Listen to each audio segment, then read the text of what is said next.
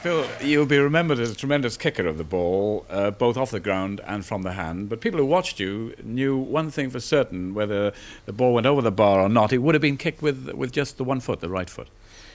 Yes, I was very much a right-footed player. I think I only used the left to balance myself on. And if I have one regret, is that at a young age I didn't sort of practice more with my left foot, because it is such a great asset to be able to kick two-footed. And sometimes I got myself into deep trouble by being on a narrow side and only be able to kick with my right foot. And of course there were opponents at club level and international level who were well aware of this, weren't they?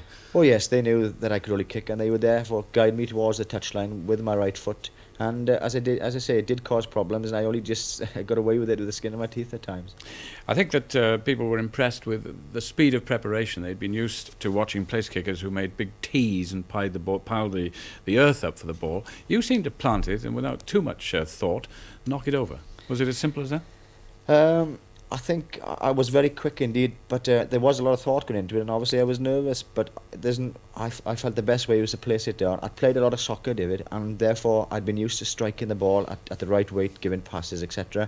And indeed, I felt the best preparation was to plant it down and to kick it as quickly as possible. There was one soccer player who gave you quite a shock.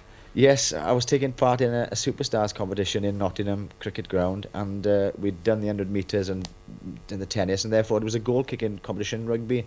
And Trevor Booking was there, Colin Todd and Clive Rice and boxers, etc. So they asked just and myself, would we give them some tips on goal kicking? So we went over before the actual competition started, and I saw Booking kick these few, and I thought, gosh, this lad can kick. So when the eventual competition took place, I came 9th, Hare came 8th, and Brooking came 2nd, and Clive Rice won. It's simply because he was a soccer player, and therefore he could curl the ball in, and indeed he kicked about 9 out of 10 kicks at goal.